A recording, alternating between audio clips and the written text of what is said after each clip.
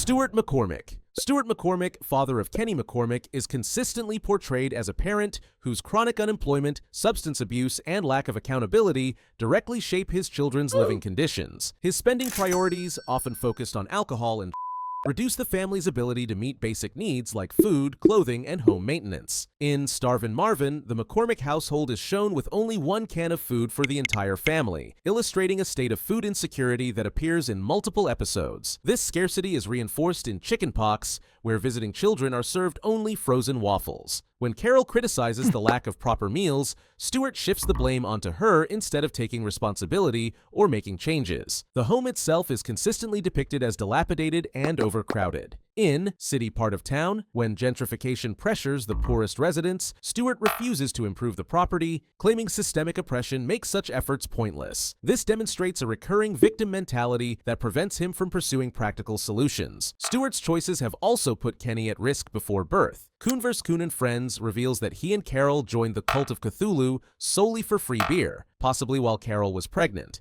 Kenny's immortality curse linked to this event shows how Stuart's decisions can have long-term consequences that go beyond immediate living conditions. His neglect affects all three children. Kevin, the eldest, is shown drinking alcohol as a minor and clashing with Stuart, suggesting a strained and possibly violent father-son dynamic. Karen, the youngest, often verbalizes the family's limitations. In City Part of Town, she remarks that $10 ice cream is unaffordable, showing how even minor luxuries are out of reach. In Merry Christmas, Charlie Manson, Stuart allows Kenny to travel to Nebraska with Cartman, not for enjoyment but to steal leftover holiday food from relatives. This not only injures Kenny's safety, but also normalizes theft as a survival strategy. In The Poor Kid, when Kenny is placed in foster care, Stuart shows little urgency in addressing the home's instability, leaving Karen equally vulnerable. Flashbacks show that Stuart and Gerald Broflovsky once worked together in a pizza shop during high school. Gerald went on to community college, while Stuart remained in low-wage work until losing his job, implied to be due to his own mistakes. This early divergence in their paths provides background for Stuart's long-term instability. Although there are occasional recreational moments with his children, these brief interactions do not counterbalance the long-standing pattern of poverty,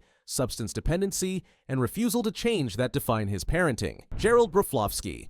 Gerald Broflovsky, biological father to Kyle and adoptive father to Ike, presents a mix of responsible parenting and severe lapses in judgment that directly harm his children. The most damaging example occurs in Season 20 when he is revealed as the anonymous internet troll Skankhunt42. His harassment campaigns target multiple people, including students from South Park Elementary. One target, a Danish activist, dies by following his online abuse. Rather than stop, Gerald escalates his activities, eventually contributing to an international crisis that nearly triggers World War III. During this period, Gerald conceals his identity from Sheila and manipulates Kyle into posting inflammatory messages online, framing his son as the troll. This exposes Kyle to punishment, suspicion, and public criticism for actions he did not commit, prioritizing Gerald's self-preservation over his child's safety and reputation. Despite this, Gerald has shown moments of strong family loyalty. In It's Christmas in Canada, after the Canadian Prime Minister nullifies all foreign adoptions, Ike's biological parents attempt to reclaim him. Gerald actively fights to keep Ike, traveling to Canada and confronting the legal decision,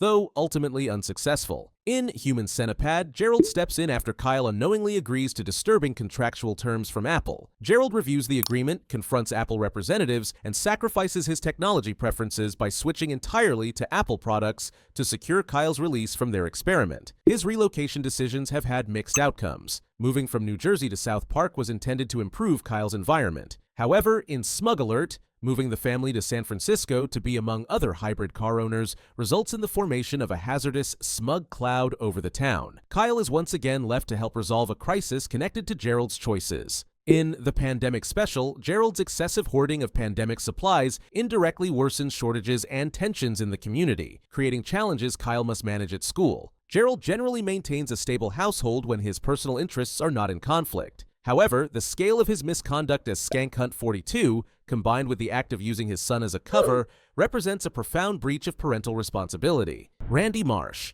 Randy Marsh begins the series as a relatively grounded father, but gradually develops a pattern of self-centered decisions that consistently place his children, especially Stan, in avoidable difficulties. In Something You Can Do With Your Finger, Stan joins a boy band, but Randy forbids it due to his own failed experience in the industry. His reasoning, rooted in personal disappointment, replaces consideration for Stan's interests. When Randy later joins the band himself after Kenny's absence, it reveals inconsistency and self-interest in his parenting approach. In The Losing Edge, Stan's Little League team tries to lose intentionally to avoid a long season. Randy repeatedly starts fights with other parents, resulting in arrests. While these incidents unintentionally help the boys by disqualifying teams, Randy's motivation is personal, to prove himself in confrontations rather than to support Stan's goals. With Apologies to Jesse Jackson, Randy uses a racial slur on national television, causing Stan to face peer backlash. This forces Stan into a position of managing consequences for his father's actions, illustrating how Randy's behavior creates burdens for his children.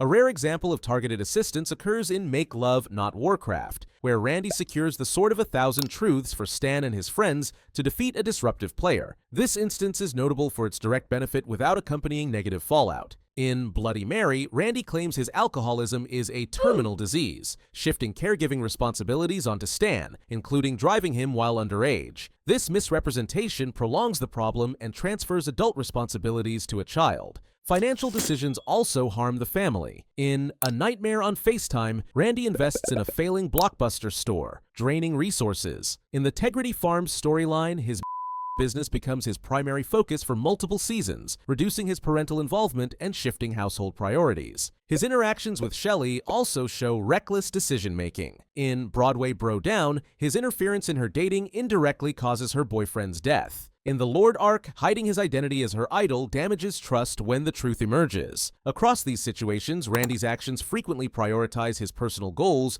or beliefs over the stability and safety of his children. Stephen Stotch. Stephen Stotch, father of Butters, is characterized by rigid discipline, neglect, and at times outright exploitation of his son. His disciplinary approach relies heavily on extended groundings, often disproportionate to the offense. In the post-COVID future, Butters reveals he was grounded for 16 consecutive years, indicating a level of restriction that severely limits development. In Butters' very own episode, when Stephen believes Butters is in a life-threatening situation, his instinct is still to lead with punishment, promising to limit grounding to a couple of weeks if Butters complies. Neglect is evident in Preschool, where Stephen forces Butters outside despite an active threat from Trent Boyette. When Butters calls for help, Stephen instructs his wife to keep the door locked, prioritizing exposure to perceived normalcy over safety. In Sarcastiball, Stephen avoids explaining puberty accurately, telling Butters that sexual arousal is happy feelings and erections are a friendly compass. This misinformation leads Butters to dangerous misunderstandings, including collecting semen under the belief it is a sports drink ingredient. Stephen's willingness to exploit Butters is shown in Stupid Spoiled Whore video playset, where he considers selling his son to Paris Hilton for $250 million,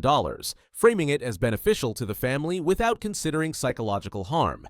In City Sushi, he brings Butters to a psychologist he believes will diagnose multiple personality disorder, unaware that the psychologist has the condition himself, worsening the situation. In Cartman Sucks, after a prank photograph, Stephen sends Butters to a conversion camp, exposing him to an unsafe environment without verifying the facts. Even during activities that appear supervised, such as the drone episode, Stephen fails to identify risks, allowing a drone under Butters' control to capture compromising footage without intervention. Butters' bottom introduces Stephen's mother, who is verbally and physically abusive toward Butters. This background suggests Stephen's own upbringing normalized harsh treatment, but his continuation of these patterns demonstrates a consistent prioritization of control over his child's emotional and physical well-being. Do you know the most legally dangerous South Park episode?